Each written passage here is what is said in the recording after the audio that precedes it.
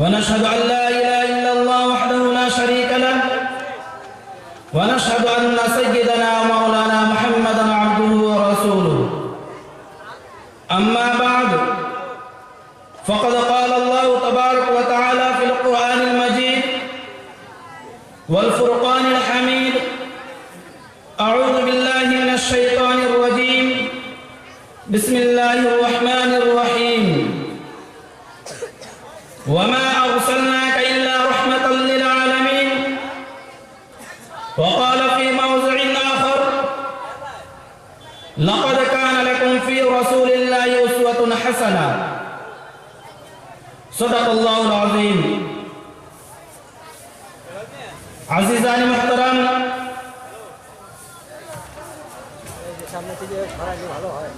اور اسٹیج پر رونق افروز علماء کرام،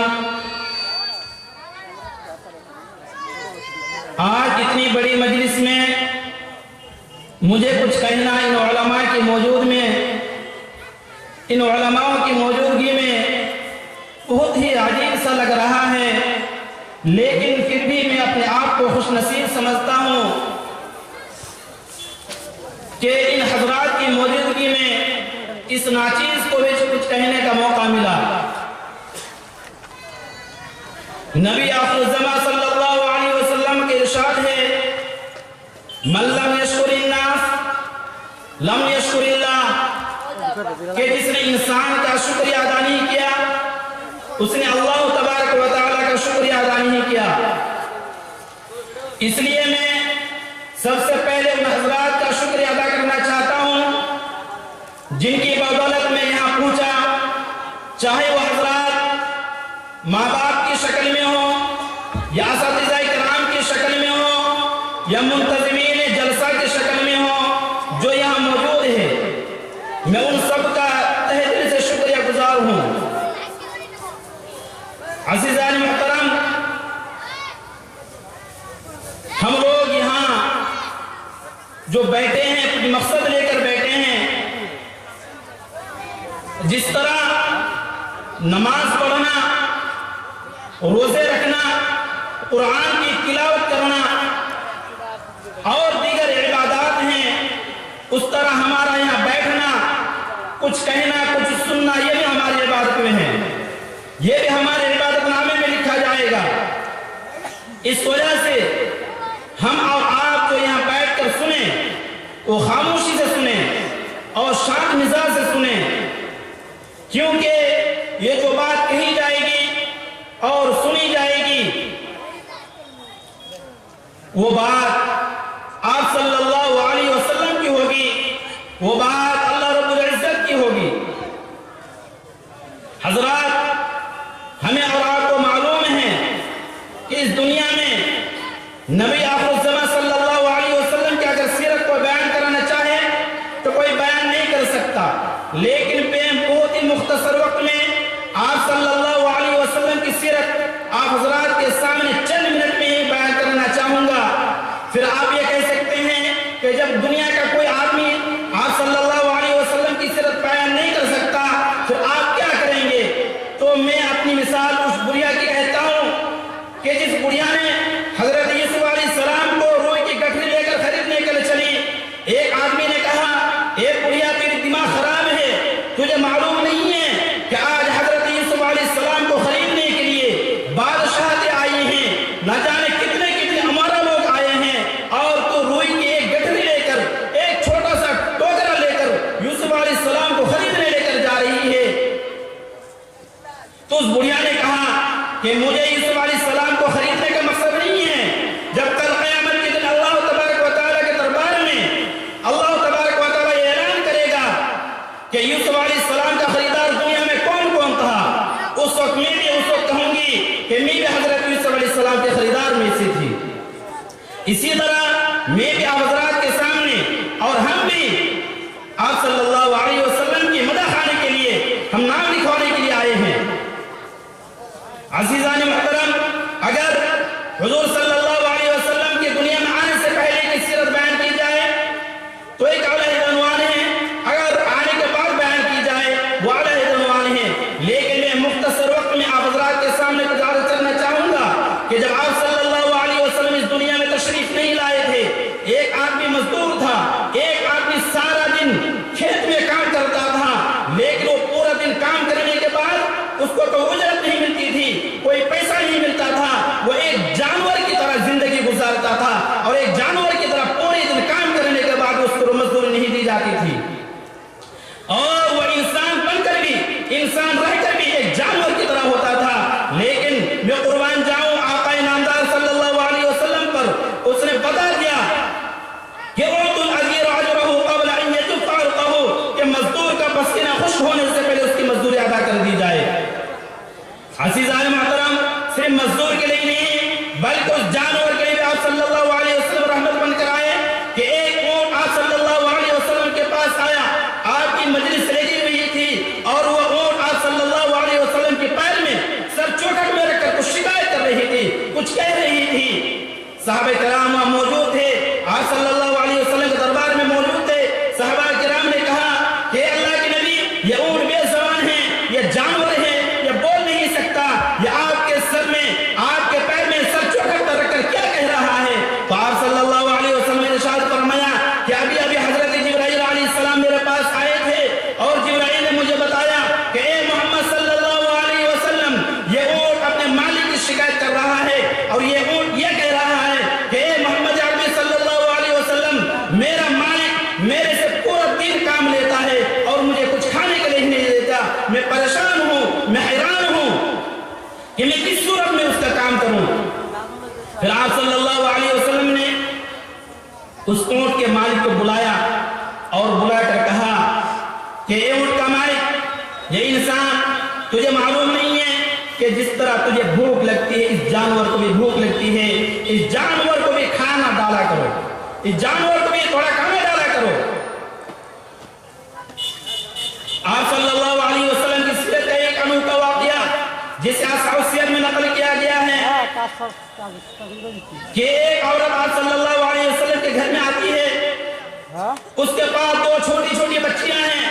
ایک بچی اس کے گود میں ہے اور ایک بچی کو ہاتھ پکڑ کر ساتھ ملاتی ہے۔ سیدہ عائشہ رضی اللہ تعالی عنہ گھر میں موجود ہے۔ حضرت عائشہ نے دیکھا کہ اس عورت کے گود میں ایک بچہ ہے اور ایک بچے کا ہاتھ پکڑ کر لاتی ہے، اور وہ عورت بہت پریشان ہے، وہ بچے بہت پریشان ہیں۔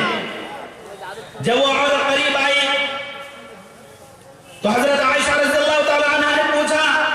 کہ بہن کیا حال ہے، تو پریشان کیوں ہیں، یہ بچیاں کیوں پریشان ہیں، کیوں رو رہی ہے، یہ بچے کیوں رو رہے ہیں؟ تو اس عورت نے کہا کہ اماں جان، کیا پوچھتی ہو، میرا خاوند میدان جنگ میں شہید ہو چکا ہے، میرے پاس کمانے والا کوئی نہیں، میرے پاس کما کر لانے والا کوئی نہیں، آج 7 دن ہو گئے، 7 دن گزر گئے، لیکن مجھے اور میرے بچے کو کھانے کے لیے کچھ نہیں ملا، 7 دن تک ہم بھوکے ہیں اور ہماری یہ بچیاں بھوکی ہیں۔ یہ سنتے ہی حضرت عائشہ رضی اللہ تعالیٰ عنہ رو پڑی، اور گھر کے اندر جا کر جس کٹورے میں جس چیز میں کھجوریں ہوا کرتی تھی، جا کر دیکھا تو ایک کٹورے میں ایک کھجور ملی، پھر دوسرے توشادان میں دیکھا اس میں ایک کھجور ملی۔ حضرت عائشہ رضی اللہ تعالیٰ عنہ وہ کھجور لے کر آئیں اور کہا کہ اے بہن، اس 2 کھجور کے 2 ٹکڑے کر کے، اس ایک کھجور کے 2 ٹکڑے کر کے دونوں بچی کو دے دے، اور ایک کھجور تو کھا لے۔ لیکن اس عورت کے کلیجہ دیکھیے، ماں ہوتی ہے،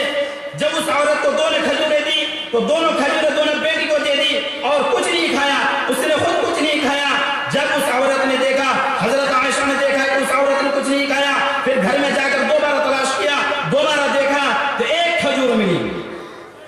حضرت عائشہ وہ کھجوریں لے کر آئی اور کہا کہ اے بہن، تیری بیٹی نے، تیری دونوں بیٹی نے 2 کھجور کھائی ہے، میں نے دیکھا کہ تو اب تک بھوکی ہے، 7 دن تک تو نے کچھ نہیں کھایا ہے، میں چاہتی ہوں کہ یہ کھجور تیری بیٹی نہیں کھائے، یہ کھجور تو کھائے۔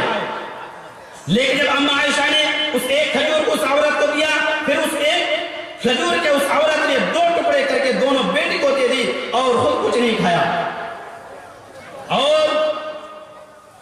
خود پانی پی لی اور بچوں کو بھی پانی پلا کر لے کر چلی گئی۔ اتنے دیر میں آپ صلی اللہ علیہ وسلم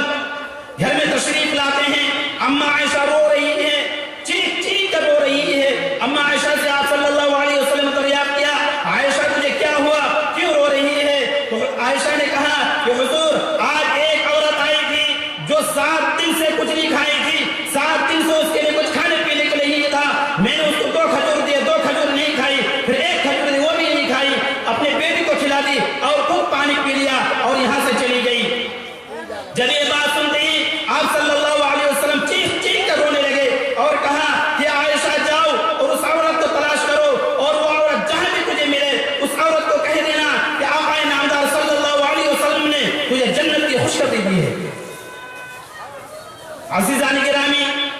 اسی کا نام ہے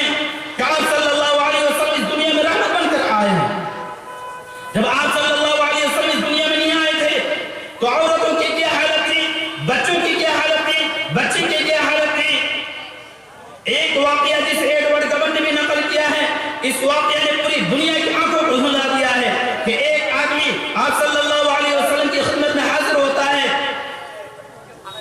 اور آ کر کہتا ہے، اے آقا مدنی صلی اللہ علیہ وسلم، میں بڑا گنہگار ہوں، میں بڑا خطاکار ہوں،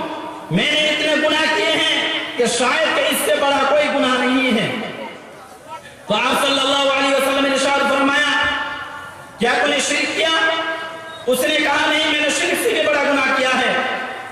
آپ نے بولا کیا تو نے جھوٹ بولا؟ اس نے کہا نہیں، جھوٹ سے بھی بڑا گناہ کیا ہے۔ پھر آپ صلی اللہ علیہ وسلم نے فرمایا، تو نے کتنا بڑا گناہ کیا ہے، بتا تو تیرا گناہ کیا ہے؟ تو اس آدمی نے کہا کہ آپ مدنی صلی اللہ علیہ وسلم، ہمارے گھر میں، ہمارے علاقے میں، ہمارے مکے میں یہ رواج تھا کہ جو بچی پیدا ہوتی، جو لڑکی پیدا ہوتی، اسے لوگ زندہ کاٹ کر زندہ دفن کر دیتے تھے، قبر میں زندہ دفن کر دیتے تھے۔ پھر آپ صلی اللہ علیہ وسلم نے فرمایا، تو نے کیا کیا؟ اس نے کہا کہ آپ مدنی صلی اللہ علیہ وسلم، ہمارے گھر میں کوئی بچی نہ تھی،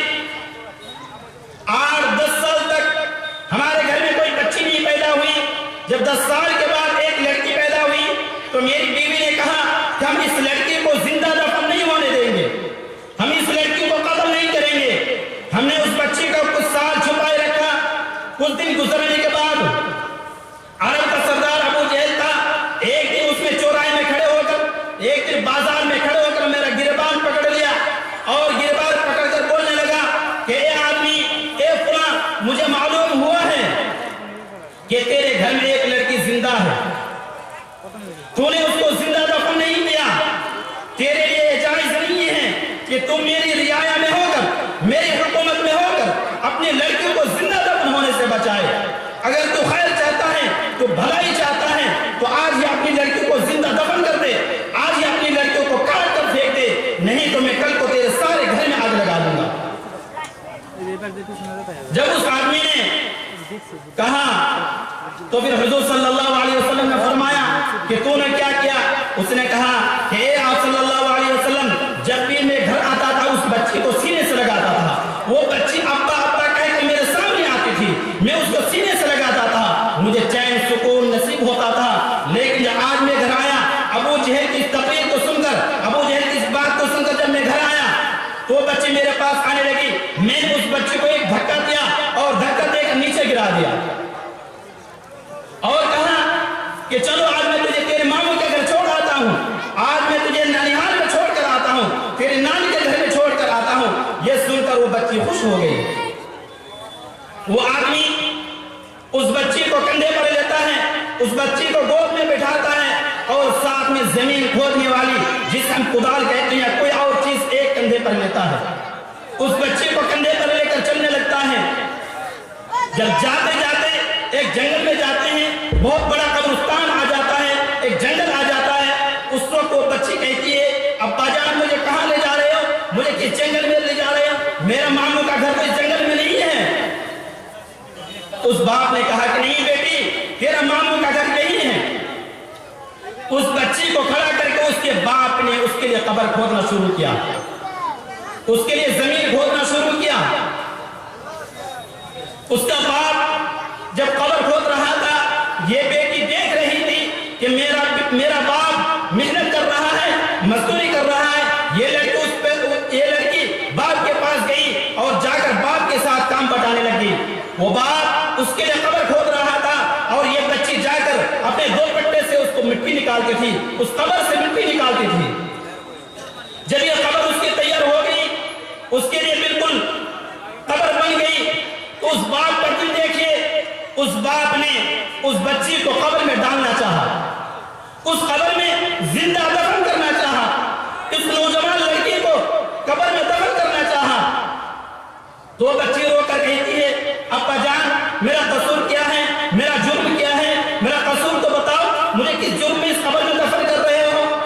میں نے آپ کے ساتھ کچھ نہیں کیا، میں نے گاؤں والے کے ساتھ کچھ نہیں کیا، میں نے